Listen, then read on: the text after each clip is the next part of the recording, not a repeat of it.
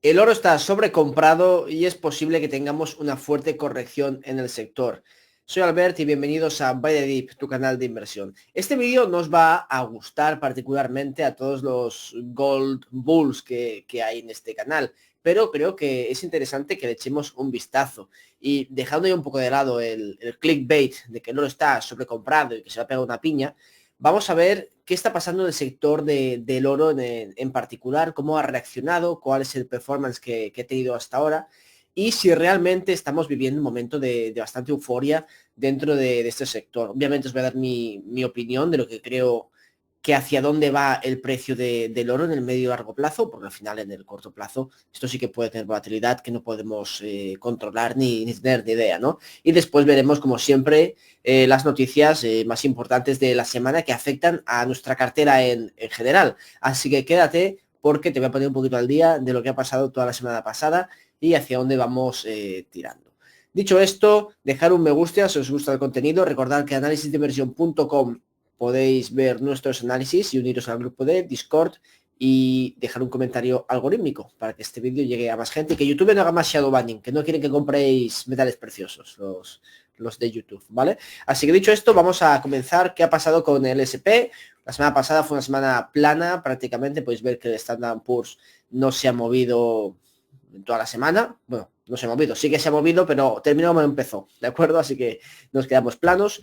Noticias relevantes, pues que Nvidia invertirá 100.000 millones de dólares en OpenAI, que le suministrará chips para centros de datos. El acuerdo incluye compras de acciones sin voto y adquisición de hardware con entregas desde 2026.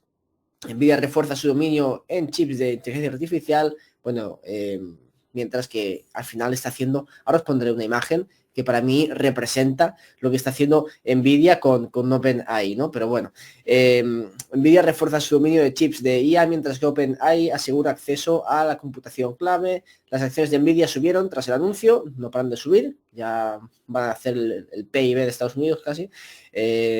Oracle también ganó impulso por su alianza con el proyecto de Stargate, que es más CAPEX, CAPEX y CAPEX, ¿no? Y el pacto podría traer el escrutinio antimonopolio al consolidar el liderazgo de conjunto de Nvidia en hardware y OpenAI en software. Al final, pues, están invirtiendo en una empresa que con el dinero que van a conseguir, pues, les compran chips. Es un poco un círculo vicioso, ¿no? Yo de lo que tengo en chips te invierto, lo que tú me compras yo te invierto y luego que tú me generas yo me compras a mí. Nos vamos haciendo, bueno, voy a decir una cosa un poco fuerte, pero ya estoy muy censura en YouTube, así que mejor me la callo, ¿no? Pero básicamente es como la serpiente que se come un poquito la cola, sea un poquito la imagen, ¿no? Yo creo que al final todo este asunto del CAPEX con los chips va a llegar a un momento de colapso en el cual pues al final se está viendo que sí, se generan ingresos, pero los beneficios quedan eclipsados por todo el CAPEX que se está invirtiendo y al final es una carrera en que cada empresa ha de invertir más en CAPEX, sino que quedarse atrás respecto a las otras empresas del sector, las grandes tecnológicas. Pero claro, ¿cuándo va a venir la gran generación de free cash flow? Que es al final lo importante, porque al final los ingresos son bastante irrelevantes en el sentido de que sí, si aumentas el margen, pues se van a convertir en beneficios netos o en free cash flow, que es lo que nos importa, ¿no? Pero esto todavía no se está viendo y si el CAPEX cada vez ha de ser más y más elevado y en algún momento se estanca la generación de ingresos, vamos a tener un problema interesante, ¿no? Y yo esto al final lo veo como una carrera que al final se van a pegar un batacazo con todo este CAPEX. Además de que las valoraciones de muchas empresas van a ser difíciles de justificar porque se están convirtiendo en negocios muy intensivos en capital y al final los múltiplos tan altos que hemos visto en las tecnológicas es porque han sido negocios asset light, con pocos activos, grandes márgenes, activos físicos, ¿no?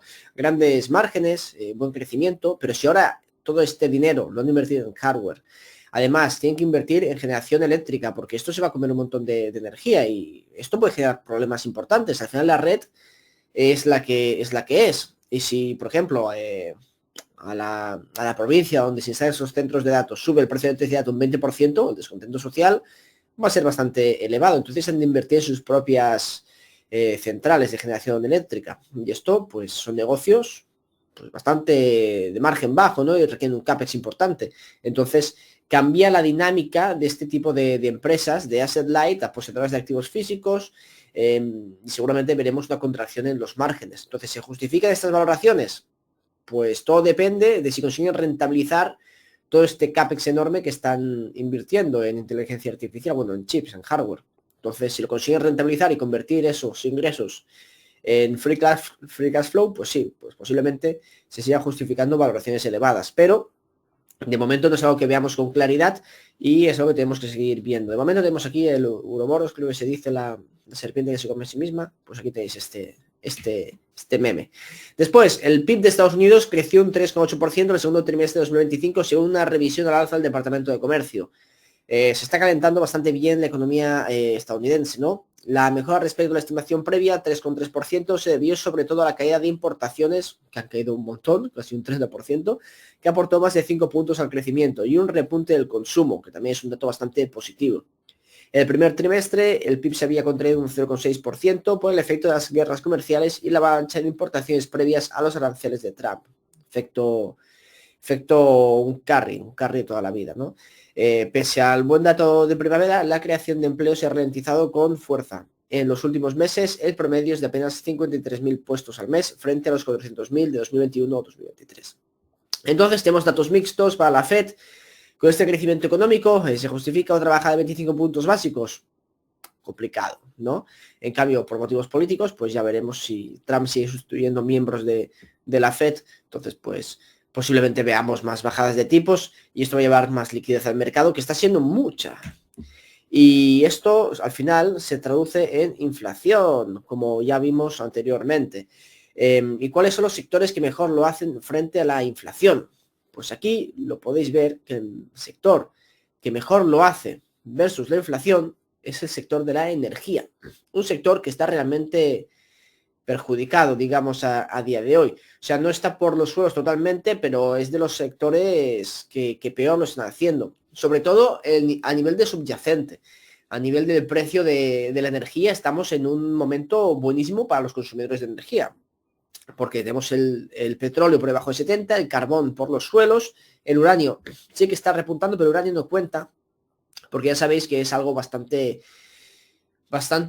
pequeño, ¿no? En el precio de energía eléctrica, en el precio de la generación nuclear, el precio de energía eléctrica por base nuclear, ¿no?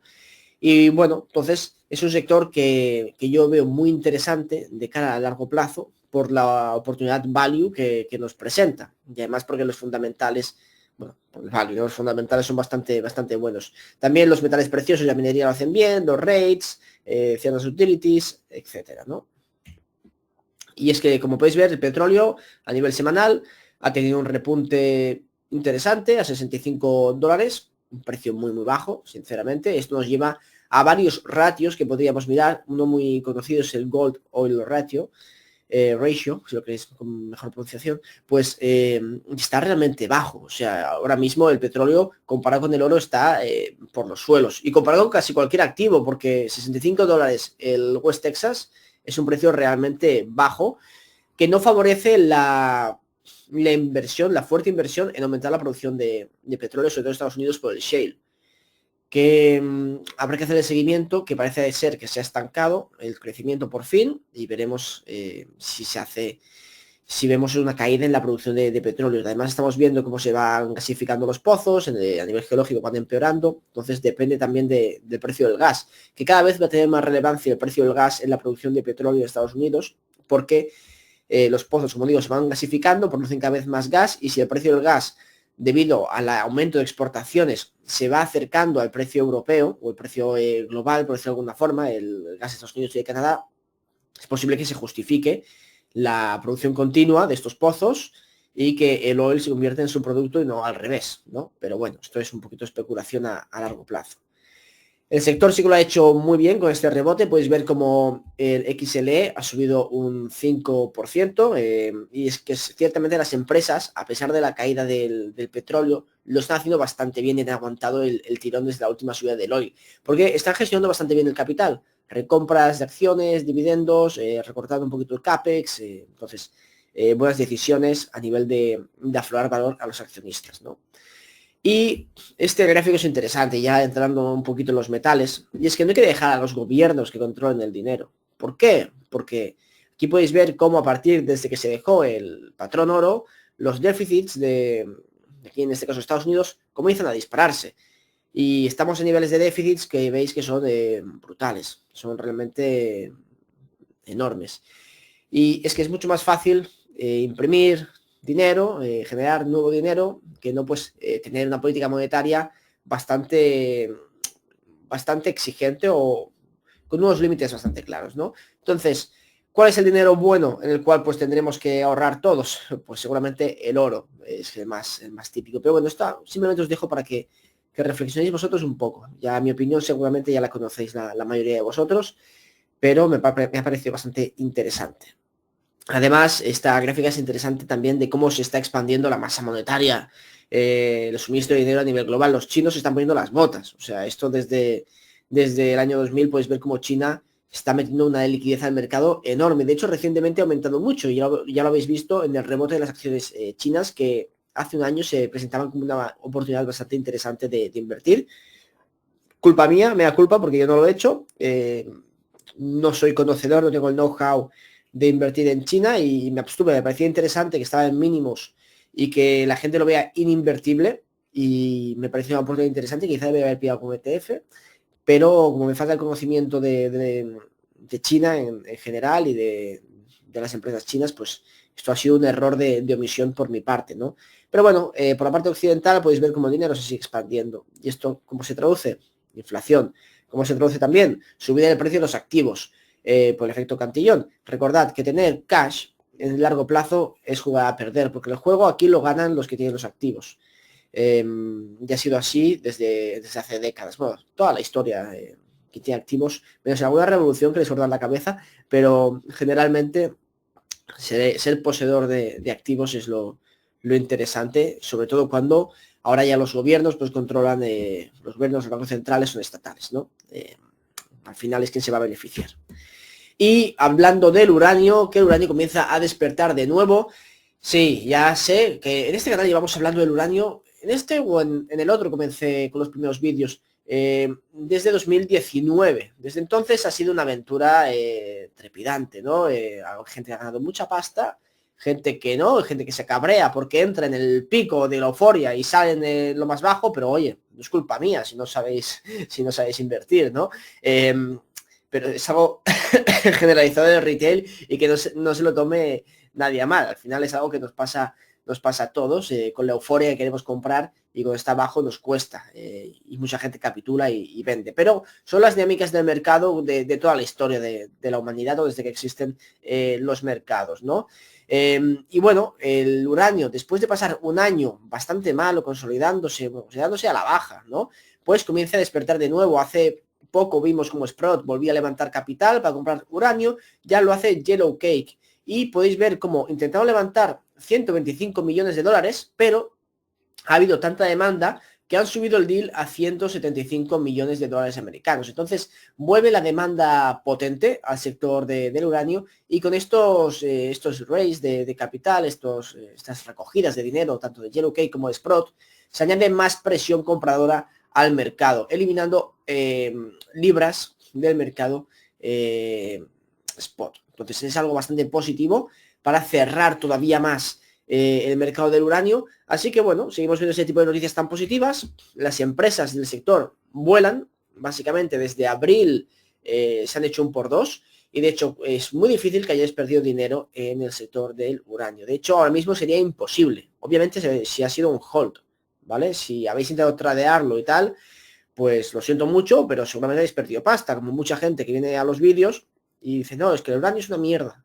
Me lo decían hace 5 o 6 meses. Pues bueno, ahora ya no lo es, ¿no? Ahora que sube, pero porque los fundamentales siguen siendo buenos, siguen siendo fuertes y esto se refleja al final en el medio y largo plazo. El corto plazo creo que tenemos volatilidad. Y ahora hablaremos del oro, que os he metido la puntilla al principio, ¿no? Hay momentos de euforia, momentos de corrección y esto ocurre dentro de un bull market estructural, estructuralmente alcista, como es el del oro, en mi opinión, y el del uranio también. Entonces ahora hemos vuelto a la euforia. De hecho, Cameco es casi un por 10.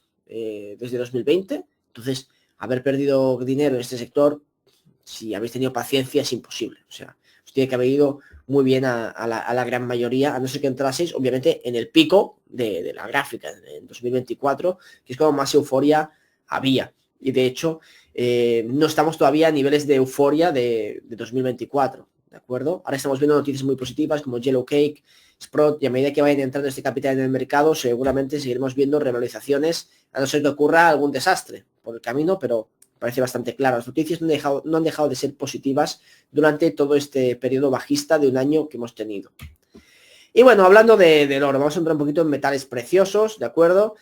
Y el oro podéis ver que lleva un rally increíble. De hecho, esta semana ha sido muy buena semana, llegamos a los 3.000, superar los $3.800 y vamos camino a los 4.000. El oro, sinceramente, se está calentando de forma muy rápida y sí que he dicho que está, no, si lo he dicho bien, ahora me vais a perdonar, he dicho que está sobrecomprado, no digo que esté sobrevalorado, ¿de acuerdo? Y si no lo he dicho así al principio, pues lo recalco ahora, está sobrecomprado.